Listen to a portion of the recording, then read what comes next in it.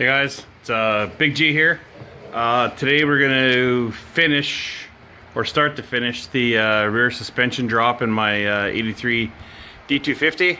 What we're doing here is we're going to be cutting the bolts, or rivets I guess, off of here, moving this up, and that'll give us another maybe 2 inches of drop.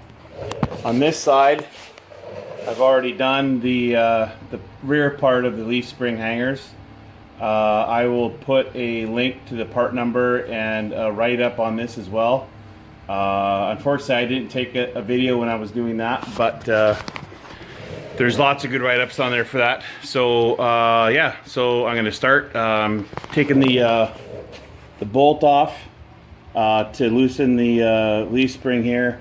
I've got blocks underneath there supporting it. And yeah, so I'll start the video when we come back. All right, cool.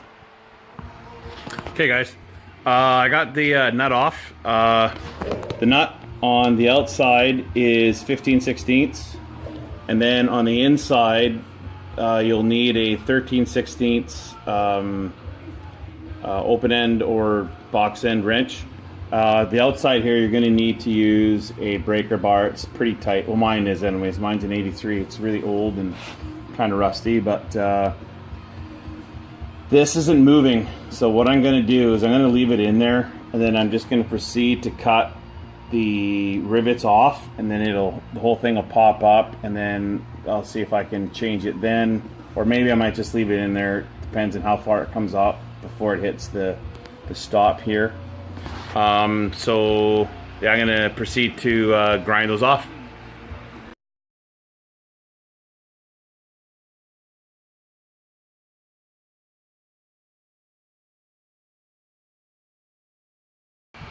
Okay guys, we're back.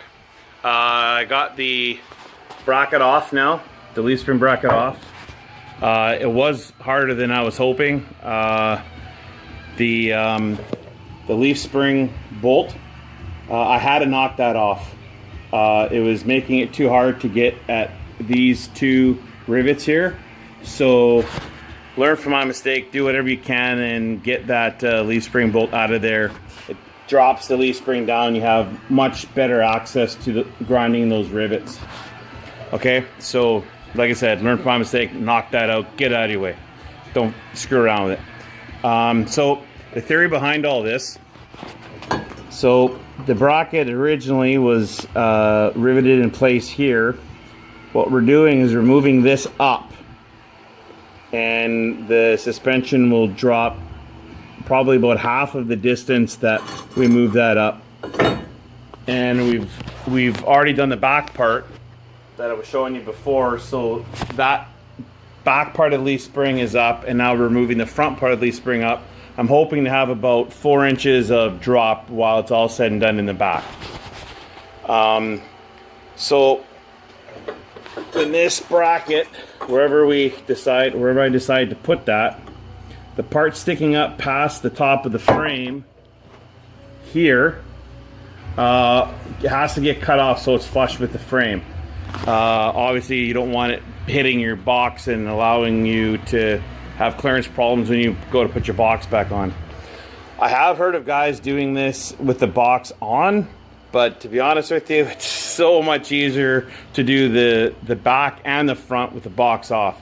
There's only, what, 6 bolts holding the box on. If I were you, I would take the time, get a couple buddies over, have some beer, help them, get them to help you take the box off, get it out of the way. And it's just so much easier having access with the box off. Another thing that helped getting the rivets out and that leaf spring bolt was an air hammer. Made it a lot easier actually getting those things and loosening the bracket away even after you cut off the heads of the rivets. You can still do it with a hammer and a punch or a drift or something like that, but air hammer is the way to go if you have access to it. You can get them for like $60, probably even less than that. So I've used mine lots. I think mine's probably just about worn out. I've used it so much, but yeah, it'll make it a lot easier. So I'm going to measure the bracket now, drill some holes, and I'll show you exactly where that bracket is, and you can see how much we're going to have to cut off. Okay? Thanks. Okay guys, I'm back. What I've done is I've drilled the 2 bottom holes, and what I've done is the distance from the center of this hole to the center of this hole is 2.5 inches, and from the frame to the top of this bracket on both sides is roughly 1.5 inches, and that gets me somewhat level. And so what I'm going to do now is I'm going to drill the top holes, the new top holes, get the bolts all in there fitting loose, and then I will trim this off flush with here. And I've seen guys take that and leave it like that, but I think what I'm going to do is, after I have this cut, I think I'm going to cut and weld in a gusset here just to give it a little bit more strength.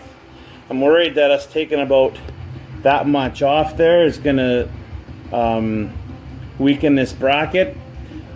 I don't think it's going to do anything, but I want to make sure that it's not going to fail, right? That's the last thing you want to do. Like I said, I've seen guys do it where they just cut that off and they leave it. But I am going to be hauling a small 8-foot camper with this, so there is going to be some weight in the back once in a while. I'm eventually going to put helper airbags in the back, but I don't want this bracket to fail. So yeah, so I'll get that drilled. We'll cut that off. I'll show you before I take the bracket off to weld it, and you guys can take a look at it at that point. Okay. Okay guys, I have the all the bolts in. It's in there temporarily for right now. So you can see here. So there's 2 bolts there, 2 bolts there. So what I'm gonna do now, I'm gonna mark it off. I'm gonna cut it, and once that's done, I'll come back. You guys can see it, and then I'll pull it off, weld it, show you guys before I install it and after I install it, so you guys can see what it looks like. Don't make fun of my welding. I know it'll hold. It may not be the prettiest looking welds, but it'll work. It'll add that extra strength that I think we should have on there. So yeah, so next time you'll see it all cut off, ready to weld.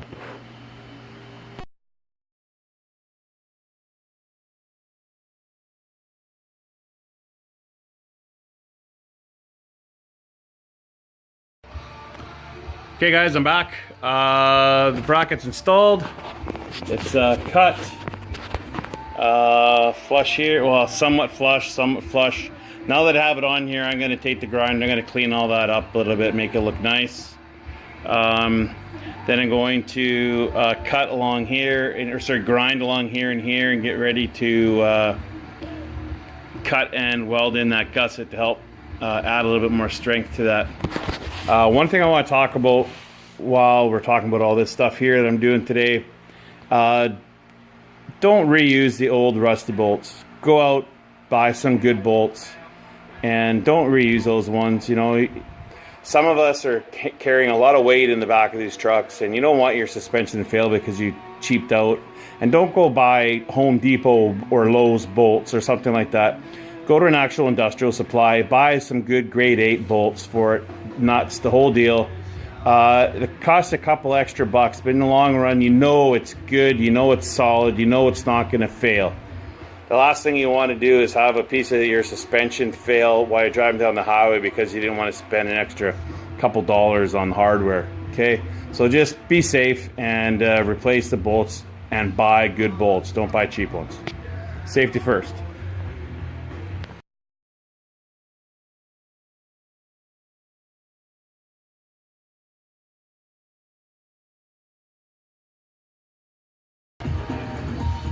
All right, I'm back. So I've got the bracket installed, all welded up. I have the leaf spring attached, and this is the finished product here. Okay, grade 8 bolts on the leaf spring and the bolts coming through the frame onto the bracket. That gusset worked pretty good. I know my welds don't look all that great, but they're solid. I don't have to worry about it. No one's going to see it. So that's it for this side. The other side, on my truck, depending on what year you have, I have the gas tank in the way. I'll show you here. So in order to do what we've done on this side, I'm gonna have to drop my tank, unfortunately, but there's no way to really get in there with the bolts and whatnot. So that's what I'm gonna start now. So exactly the same as of what we've done on this side, I'm gonna do the other side with the exception of dropping the tank, okay? If you guys have any questions or comments, leave them below, and thanks for watching. Have a great day.